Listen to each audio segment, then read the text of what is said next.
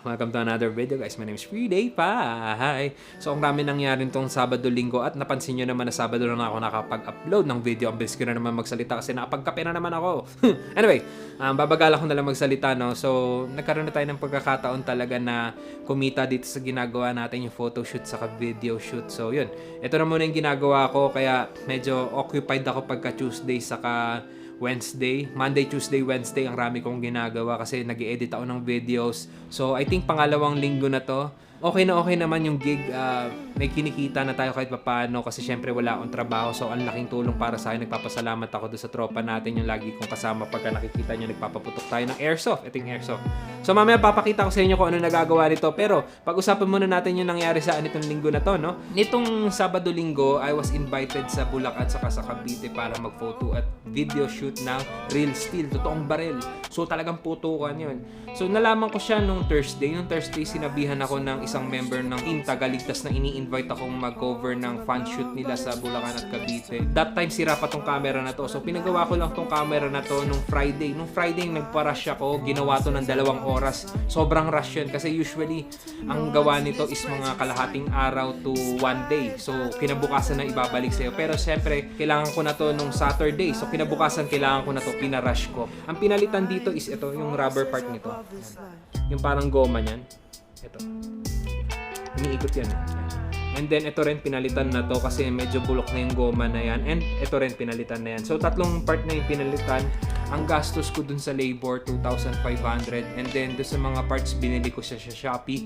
So, hindi na original tong parts na to, mga Chinese parts na to. Galing China. Anyway, gastos ko naman dyan nasa mga magsi 700. Free shipping naman kahit paano. So yun, nagkaroon na tayo ng pagkakataon na mag-photoshoot saka video shoot nung nagawa na yung camera. Papakita ko na lang din sa inyo kung ano nangyari dun sa kuha natin sa Cavite. Hindi to vlog guys, so ito lang talaga yung mga kuha. Ito yung mga nagpapaputok yung ating mga kinuhanan.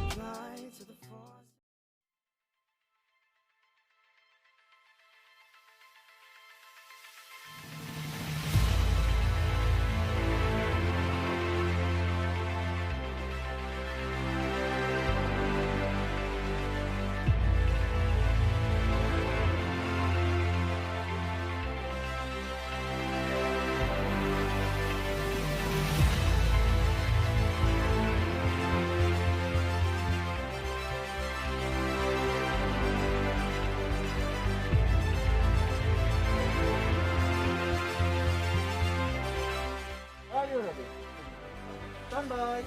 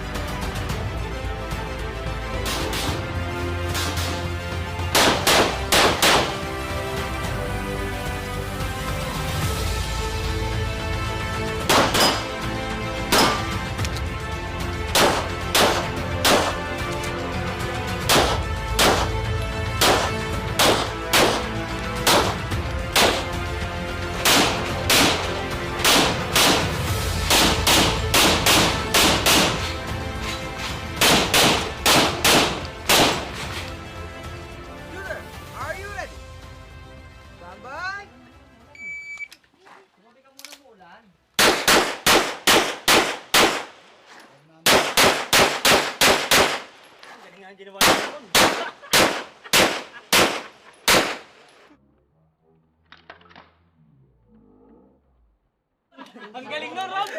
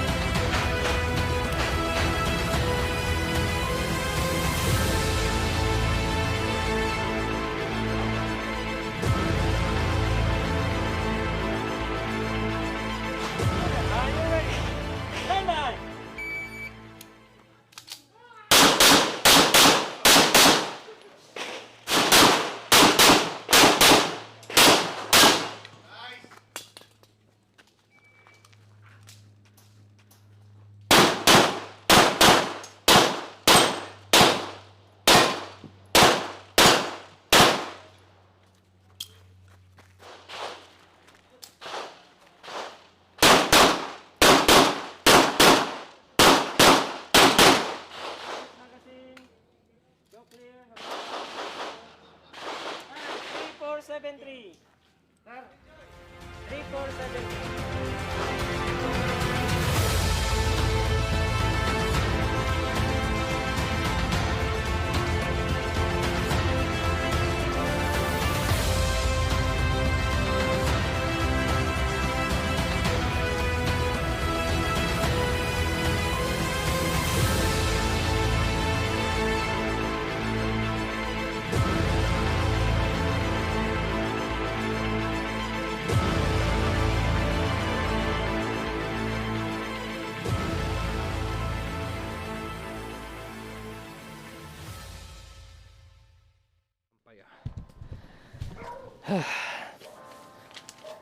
Sarap mag-relax, no?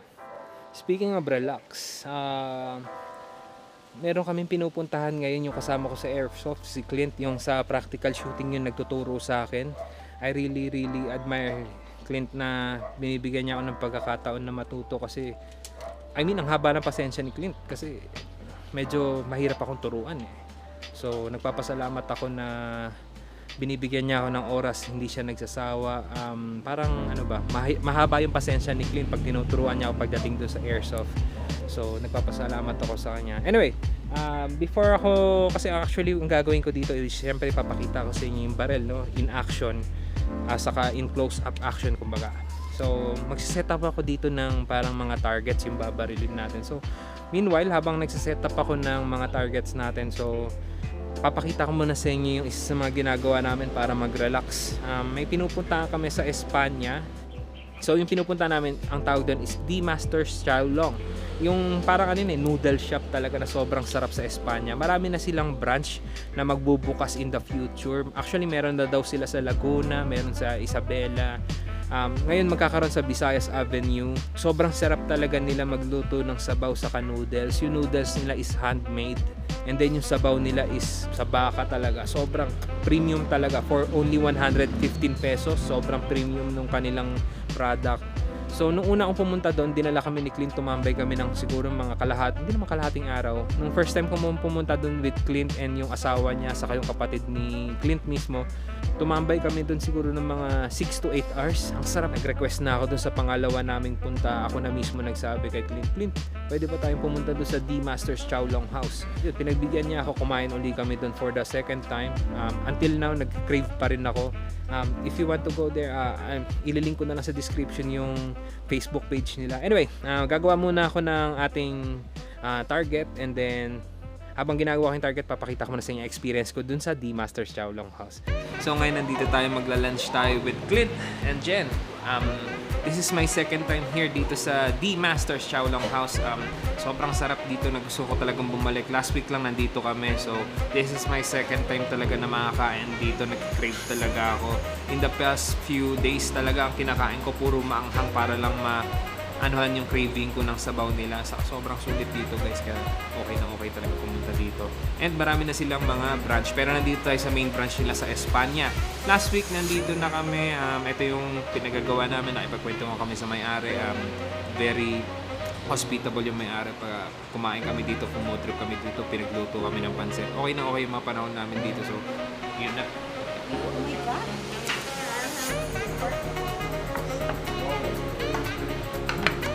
Actually, gusto mo kasos? Actually, may hinintay pa ako yung tinapay. Hindi ko alam kung kailangan. Siguro higop lang ako ng sabaw muna habang hinintay natin yung... Ayun! Paggutom talaga kami.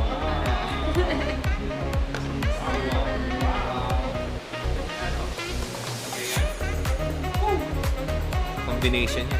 And to sa ilalagay ko last time na kumain tayo dito sa likod.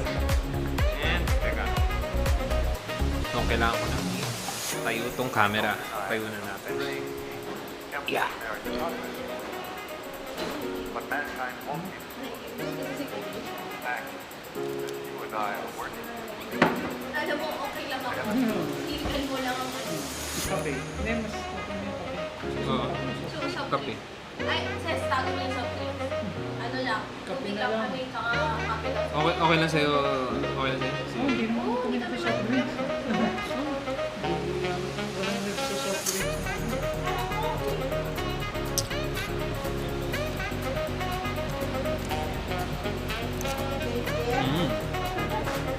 Yurik. Kamusta naman sa No. niya? Yun.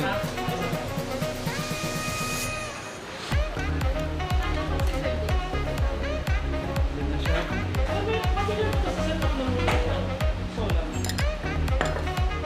Oh no. Paano mo gagamitin? Dalawa nilagay ko. So, kung hindi nyo lang alam, itong special na hot sauce nila, sobrang anghang. Pero saan mo gagamitin? Sobrang anghang. Eh, depende dun sa gamit. So, yun yung ano mo kailangan. Ang importante dun, Mm. ano may maghaon? But mankind won't be Gigabyte. Ay, sorry. Ikaw convert sa ano. Kasi ang naisip ko lang dyan, back up mo lang. So, yun yung mga bata. Gagawin ko muna unahin ko yung sabaw. Back up mo na lang ako. Ang importante lang divine. doon, Sarap. yung mga battery mo, kailangan mag-run siya ng charge mo. Yung solar lang naman, just in case, yun, nandun lang siya.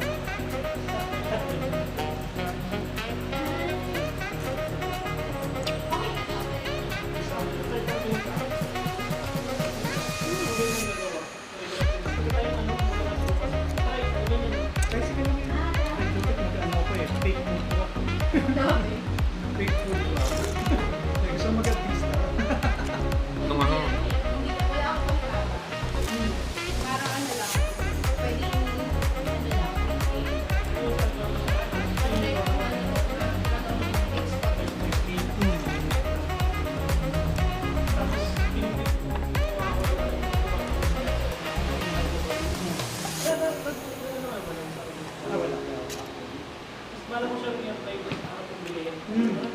Ang tungos ng camera ko. Natalsikan lang sa sabaw nila. Parang yung natitira ano eh. Just in case. Hindi mo pwede isagad eh.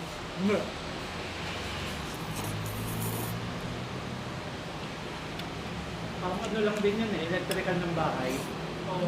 Hindi ko pwede sa... Kumain na ba kayo? Nag-rest na kayo? Lalo ako sa kapatid. First day kasi namin Ang tagal ko naghahanap sa kwarto ng pwede nating gamiting target. Pero na-realize ko, meron pala ako nito. So, ang CD na to more than 10 years na yata dito sa bahay na to. So, mga pirated na CD to ng Meet Your Garden. Meet Your Garden, Season 1, Episode 6. Yan o. Pili tayo ng isa. Yung mukhang hindi natin gagamitin. Yan. Panahon natin to eh. So, ito, tatry mo natin babarilin to. Ganyan kaya. Tayo natin sa paso. Ganyan. Kalahati lang nakikita. No? Pwede na, no? Try natin.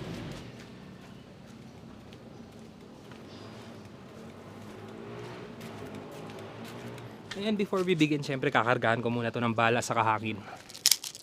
Yan, o. Lagyan natin ng mga pellet.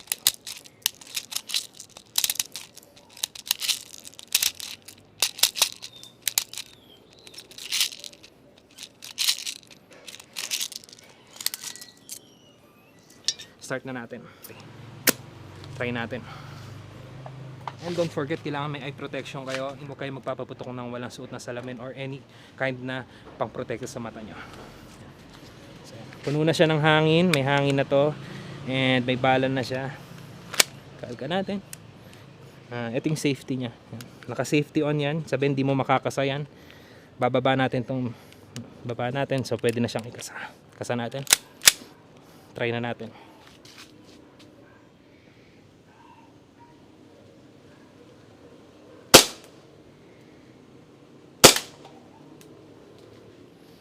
Pangalawang shot ko tumama.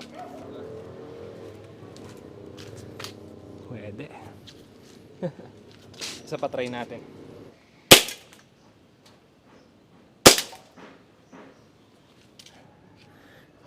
Saktong-sakto yung butas niya. Isa dito, isa dito.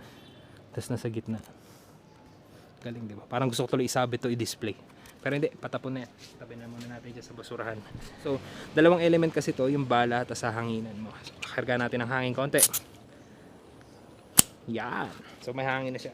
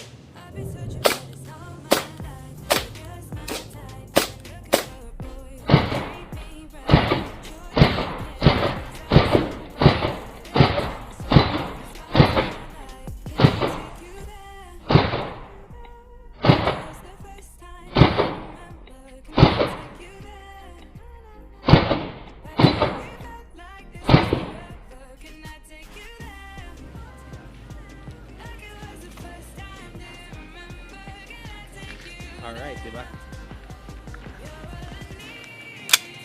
Very fruitful nung linggo na to. Sabado, linggo nagkaroon tayo ng pagkakataon. In-invite tayo ng isang member ng Team Tagaligtas. Isang malupit na member ng Team Tagaligtas, no? I'm really grateful dun sa tulong na binigay niya sa atin, especially ngayon na wala tayong trabaho. So nagkaroon tayo ng pagkakataon talaga. And also yung mga maliliit na bagay na to katulad niyan, binigyan tayo ng gas, ng hangin. Para makapagpaputok tayo dito sa bahay kasi alam niyo naman guys, hindi talaga ako nagkakaroon nito. Nakikiburaot lang ako, ika nga. So meron silang dala nito, nakikihingi lang ako, and even yung bala nakikihingi lang ako. And actually, alam niyo naman siguro, bigay lang to yung mga gamit natin na ginagamit natin sa firing range, bigay lang sa ni Clint. Tapos binibigyan niya pa ako ng bala. Napakalaking tulong, napakasarap na experience na yun, libre yung ginagamit natin. Kaya etong binigay na to, hindi ako nakakapag-uwi nito kasi syempre nambuburaot lang tayo ngayon. Binigyan tayo ni CS Pro. Salamat CS Pro, na sa description yung link nila ng FB page pagka kayo is interested talagang bumili ng mga airsoft yung ganito, gusto nyong masubukan to. I highly suggest na doon kayo muna tumingin, magtanong kayo sa kanya. Meron din pala magandang bagay, no? Na-realize ko before natin i-end tong video, may sasabihin ako sa inyo, no? So nagkaroon tayo ng pagkakataon na mag photoshoot sa video shoot ng real steel, ng totoong barel.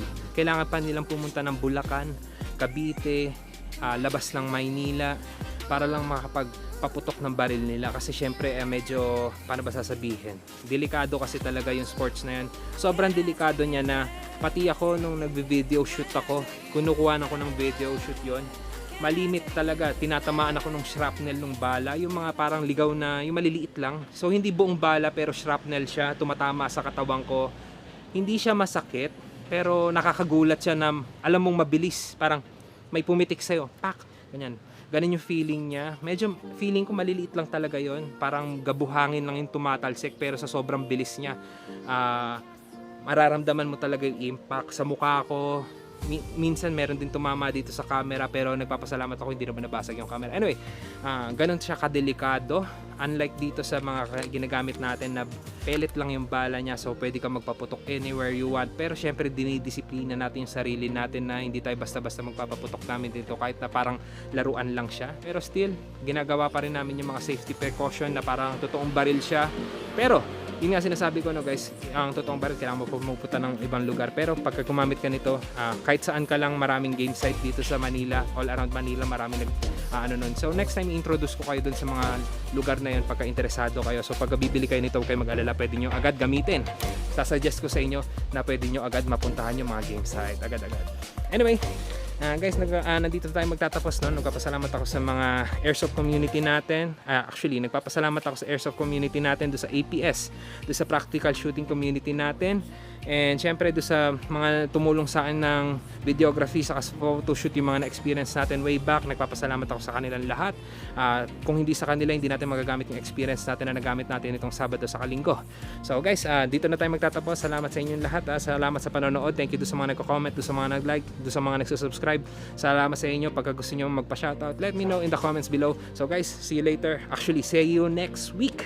Tignan natin, hindi ko pa alam kung anong gagawin natin next week, pero hopefully matuloy na yung gusto natin gawin, which is yung wedding event.